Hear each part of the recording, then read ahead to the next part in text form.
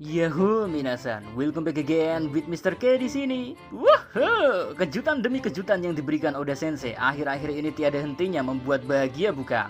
Di chapter 977 ini pun masih membawa kejutan yang gak kalah heboh. So, buat mempersingkat waktu omong-omong gak jelas, yuk let's go mawan ke konten yang paling ngaret ini.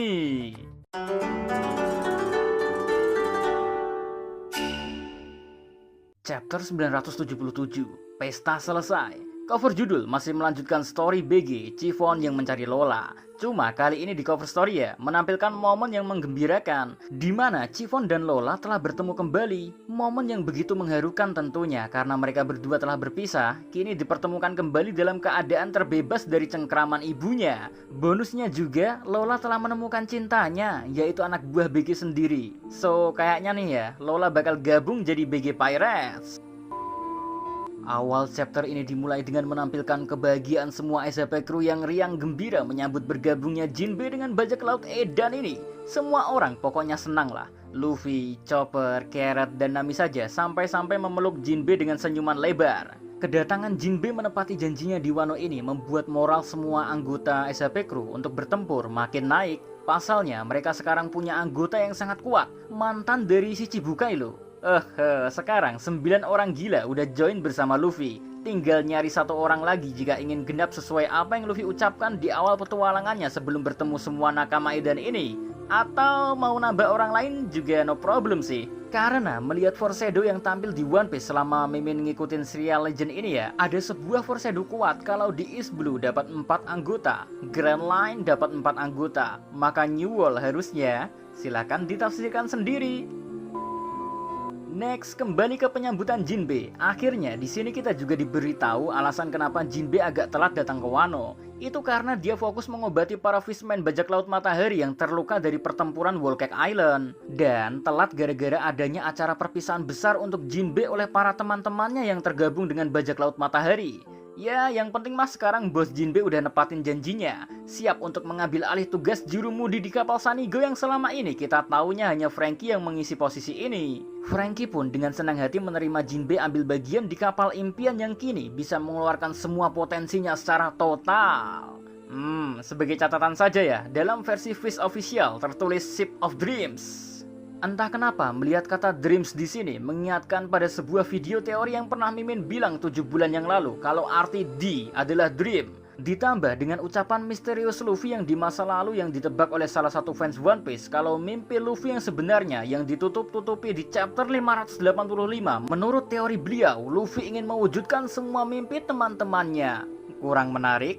Coba flashback dari awal kisah Luffy dimulai. Setiap kejadian-kejadian besar selalu ada sebuah impian besar yang ingin diwujudkan entah itu oleh seseorang, sekelompok, ataupun mendiang orang-orang yang sudah ada sejak masa lalu. Contohnya pun sangatlah luar biasa banyak. Walau impian tiap orang tersebut berbeda, tapi sadar atau gak sadar ya, poin penting mereka mengarah pada satu impian yang sangat sederhana sebagai makhluk hidup, yaitu freedom, alias dalam bahasa Indonesianya, artinya kebebasan. Yang kalau menengok kembali sebuah teori legendaris yang pernah dibuat oleh Rokushiki Master, mendekati ujung ending serial One Piece, pusat bertemunya 4 lautan yang ada di Red Line, yang di atasnya ada Marizoice ya, akan dihancurkan agar tercipta suatu hal yang bisa menggonjang-ganjingkan dunia, yang puncaknya nantinya semua ras adalah makhluk hidup yang sama, gak ada perbedaan antara satu sama lainnya. Semua orang bisa terhubung antara satu dengan yang lain tanpa harus melewati medan berbahaya. Lalu terciptalah sebuah lautan di tengah-tengah carut-marutnya dunia yang disebut dengan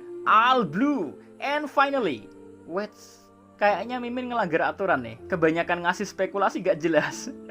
Oke, kita stop di sini saja. Lupakan apa yang Mimin katakan tentang dreams ya.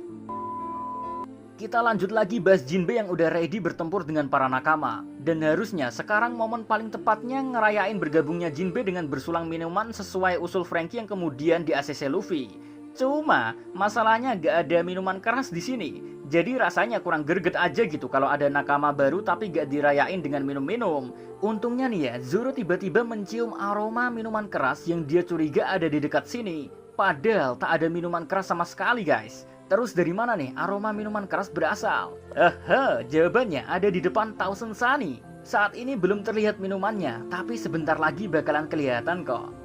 Ini artinya ya, indera penciuman si Master kesasar Zoro sangatlah menakutkan. Dari jarak yang sangat jauh, dia bisa mencium aroma-aroma minuman beralkohol. Harusnya, indera penciuman mengerikan ini digunakannya untuk biar gak kesasar lagi sepertinya bisa kan? Cuma, kesannya nanti malah gak lucu lagi buat Zoro yang udah terlanjur terkenal buta arah.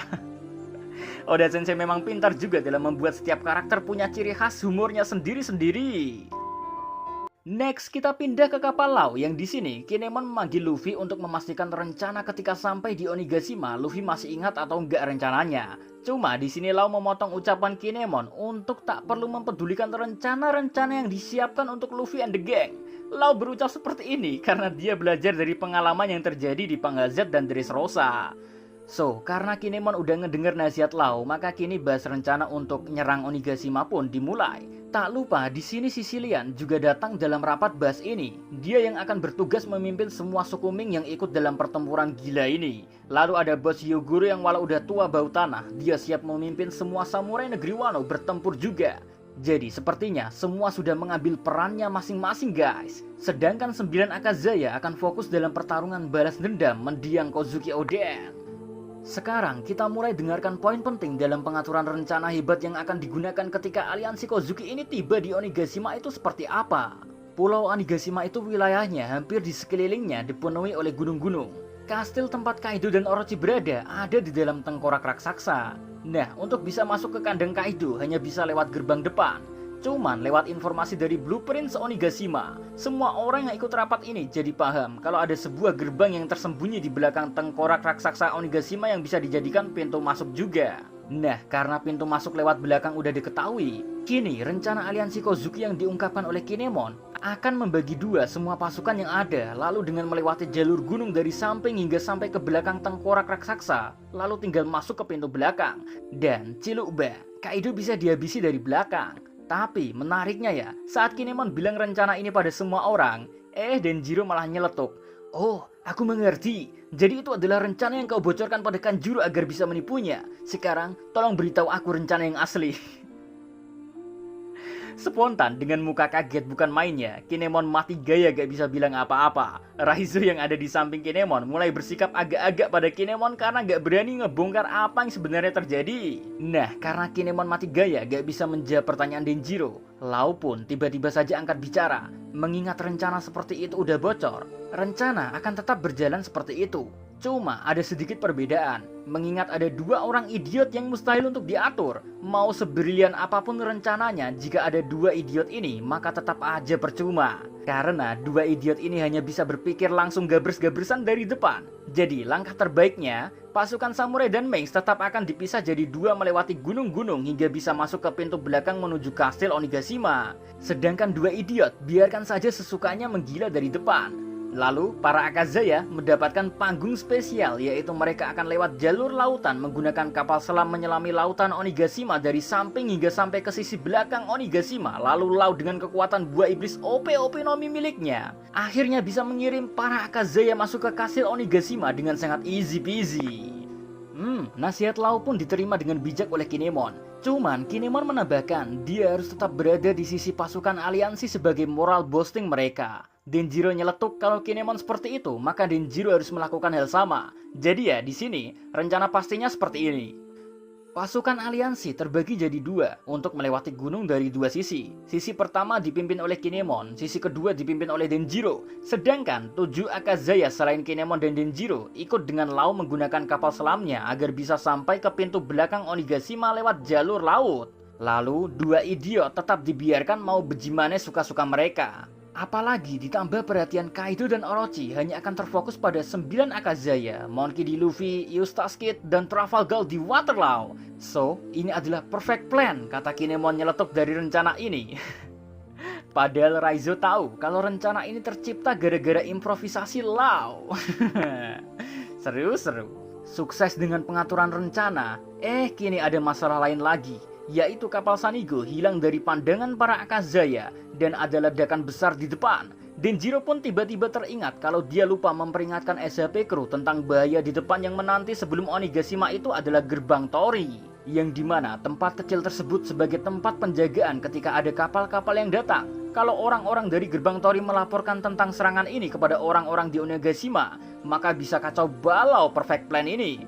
Ya syukurlah ketika kapal laut sampai di dekat gerbang Tori ya. Mereka melihat kejadian yang membuat hati semua orang senang dan tenang. Termasuk para fans One Piece di seluruh dunia. Banyak yang senyum-senyum sendiri melihat ini. Semua anggota kru teredan ini sudah memulai pemanasan duluan. Luffy dengan pukulan gomu-gomunya meng-KO penjaga gerbang Tori. Jinbe dengan Gyojin karatenya juga ikut meng-KO musuh. Zoro mencoba mengasah Enma di tangannya berhasil menebas musuh.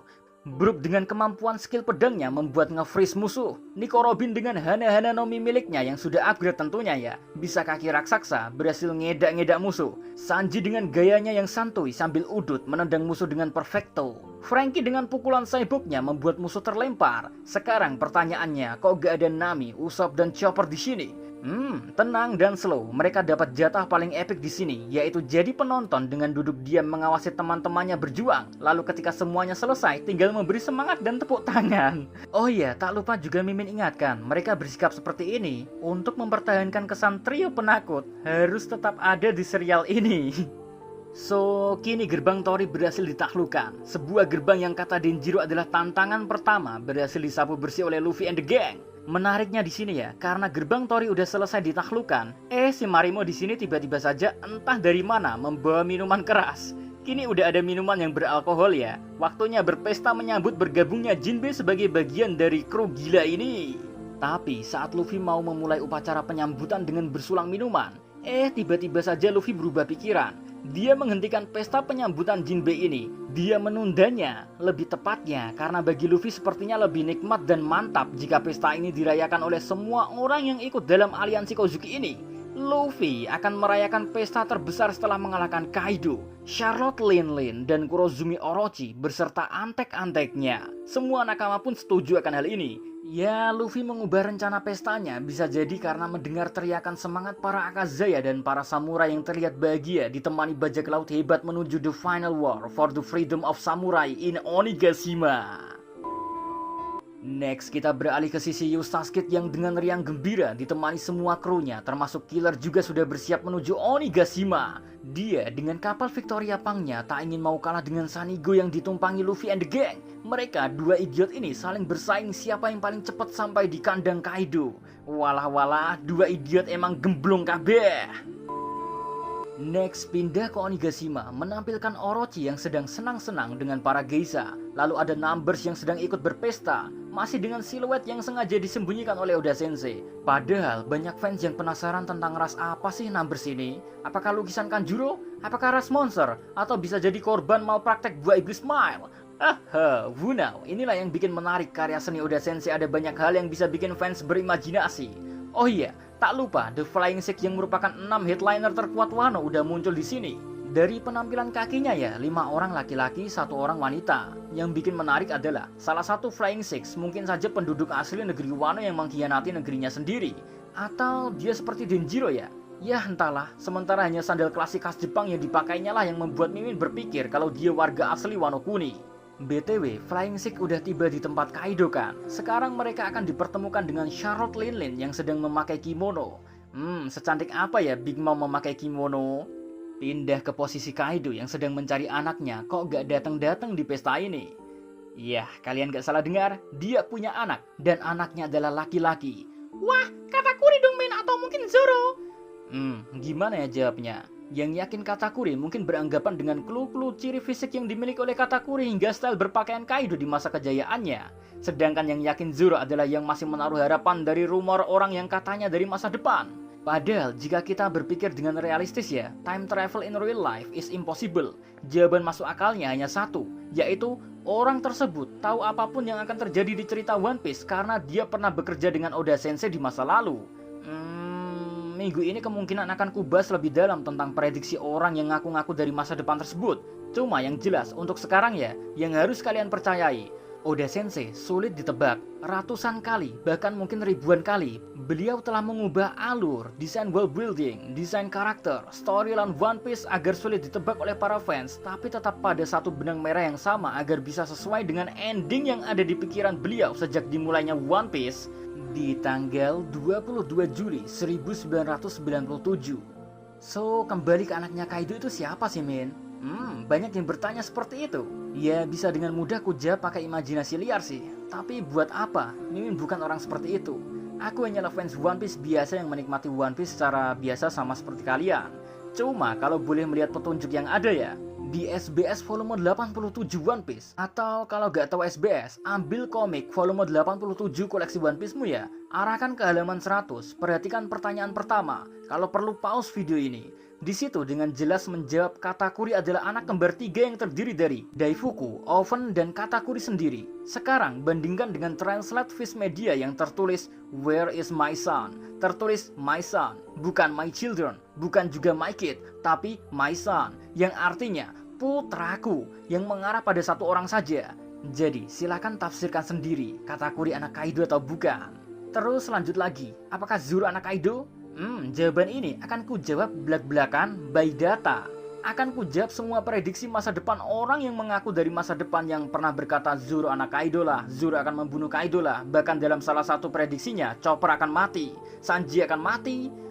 Aduh, akan kujawab semua itu dengan jawaban yang masih bisa diterima dengan hati. Anyway, minggu depan libur. So, see you again next time. Adios di Caramelos. Stay safe everyone. Please stay at home. Salam.